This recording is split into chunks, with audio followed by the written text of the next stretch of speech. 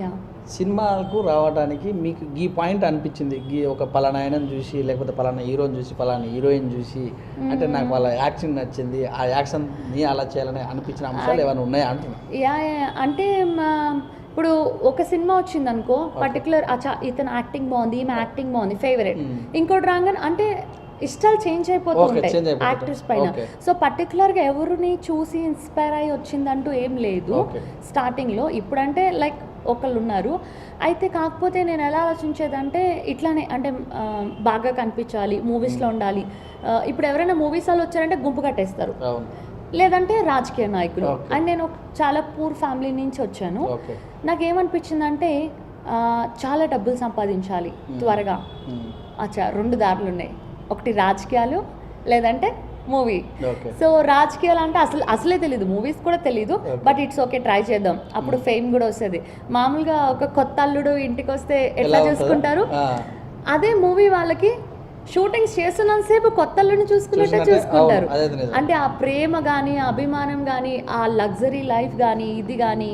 And అలానే నేను అనుకున్న దానికి కూడా గాడ్ గిఫ్ట్ నాకు యాక్టింగ్.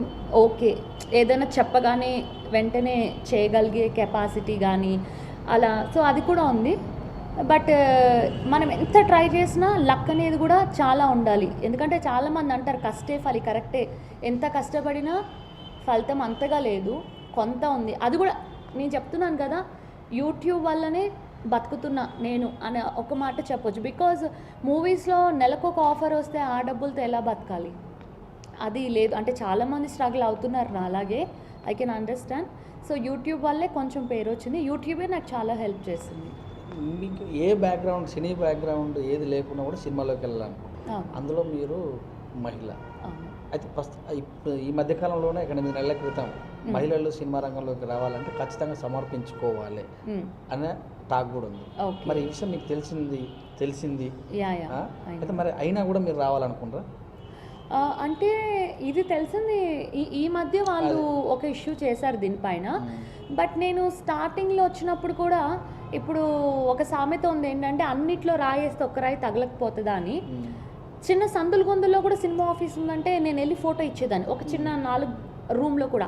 తెలియదు, అంటే నాకు అంత ఐడియా లేదు వాళ్ళు సినిమా తీస్తారా లేదా, వాళ్ళు మనకు అవకాశం ఇస్తారా లేదా తెలియదు. కానీ ఏదో ఎవరో చెప్పారు అంటే ఒకసారి వెళ్ళి చూద్దాం.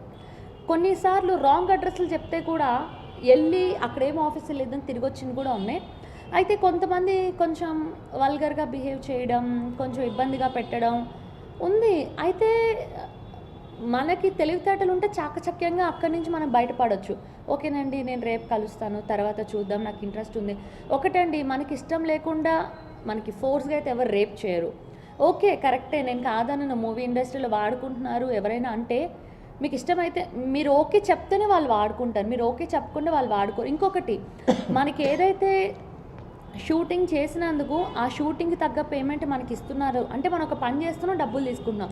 దీంట్లో వాళ్ళు చెప్పినట్టు మనం ఆన్ కెమెరా విను, ఆఫ్ కెమెరా వినాల్సిన అవసరం లేదు, అది మీ పర్సనల్. మీకు ఇష్టం ఉంటే యూ క్యాన్, మీకు ఇష్టం లేకపోతే యూ సెడ్ నో.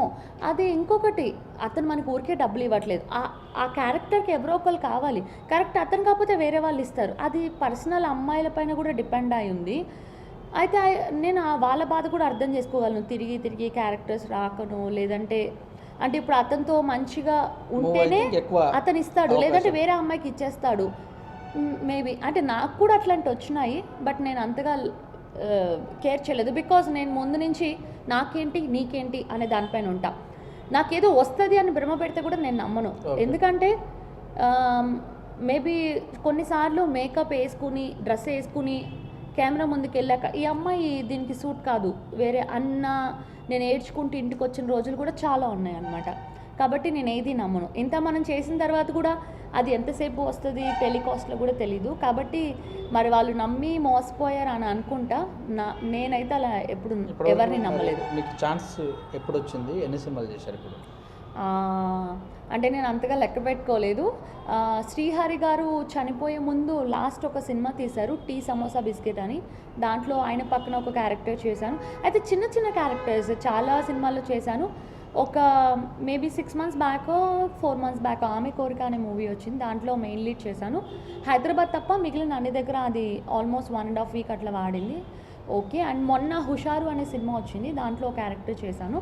ఇలానే అండి, ఏదొస్తే అది చేస్తున్నా. అయితే ఏంటంటే ఎవరైనా షూటింగ్ చెప్తే వెళ్తాను, చేసి వస్తాను. అంటే ఆ బ్యానర్ పేరేంటి, సినిమా పేరేంటి అవి అంతా తెలీదు. డబ్బింగ్ చెప్తాను.